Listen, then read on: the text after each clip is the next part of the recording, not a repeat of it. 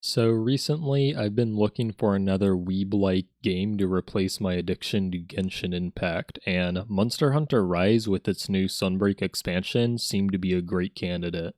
Similar to Genshin Impact, Monster Hunter Sunbreak is an action RPG game with a weeb aesthetic, and being a newer game, I figured it may be a step up from Genshin Impact. Unfortunately, Monster Hunter Rise Sunbreak is nothing like Genshin Impact, and I'm already bored of the game after only 50 hours of playtime. The combat in Monster Hunter Sunbreak is very clunky, and quite plainly, it's just not fun. Like, all of the weapons for sure have some interesting combos, but the thing is, you're just never allowed to complete these combos without getting knocked to the ground by the monster. And since the game doesn't allow you to dodge out of the combos like Genshin Impact does, you're just always put in these frustrating scenarios where you know you're about to get hit, but you just can't do anything about it. And as someone who really only plays the Greatsword, I think these issues are just more exaggerated for me. I'm never able to finish any of my cool combos with the Greatsword before being knocked on the ground, and it just feels like the most optimal way to play the game is to do these pansy hit and run tactics.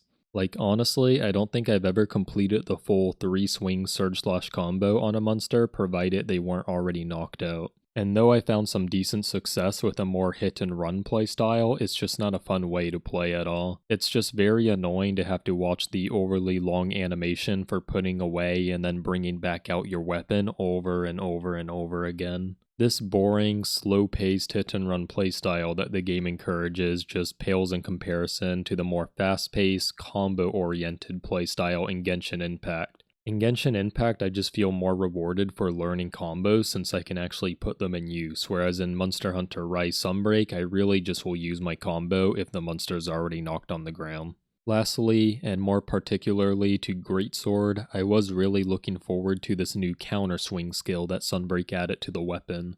As someone whose favorite character to play in Genshin Impact is Beidou, I just had to equip this skill the instant I got it. Unfortunately, this skill is completely useless and often detrimental 80 to 90% of the time. Either the monster will follow up attack you before you can complete the counter, or by the time the counter comes out you're facing in completely the wrong direction and the attack completely whiffs. Like, it is statistically not worth using this skill at all, but the thing is, the 10% of the time you do land the counter, it feels super good, and honestly it's the one thing that kept me playing the game. But this amazing feeling of hitting the counter only makes it even more frustrating the 90% of the times when you do get knocked out of it. It's like if you got your dick ripped off right before an orgasm, and many times missing the skill, I had to resist the urge to rip my dick off out of frustration. It is nothing like playing Beidou in Genshin Impact, where her combos just come out way more quickly, and landing her counter always rewards you. The boss design in Monster Hunter Sunbreak leaves a lot to be desired. Unlike great action RPG games like Elden Ring or Genshin Impact, the bosses in Monster Hunter basically have no concept of phases and move patterns. Simply put, the monster will just randomly splurge out its defined moveset the entire fight. So honestly, sometimes the fight is easier since the monster doesn't really use any of their most powerful moves, and sometimes the fight is super hard since the monster randomly does its ultimate attack in the first 5 minutes. Contrast this to the bosses in Genshin Impact, which just have a lot more foreplay before the fights get more difficult and interesting. The bosses in Genshin Impact are just far more complex in terms of their mechanics, and the gameplay feels more dynamic than just wailing on a monster for an hour. The fights in Sunbreak also go far too long, which I talked about in my original review, but I'll repeat that again here. Basically, it just becomes really stale when you need to refight these monsters again and again and again. It's really annoying how much HP pool these monsters have, and it's doubly annoying that they constantly run away and drag you halfway across the map the full fight. And the story itself is very basic and predictable. I won't be spoiling it, so don't worry, but basically everyone dies. It's nothing like Genshin Impact, which has many intricate plot lines of different characters to follow, which all give very rewarding story resolutions.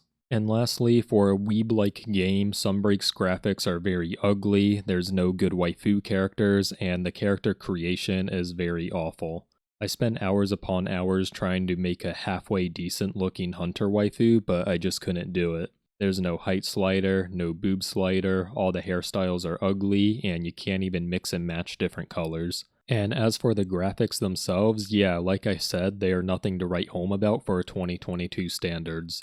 All the maps honestly look like they were generated in Roblox Studio with how pixely, polygony, and devoid of color and life they are. It's nothing like Genshin Impact, which is a stunning looking game even by 2022 standards, and obviously has a lot of top tier waifu characters that you can play as.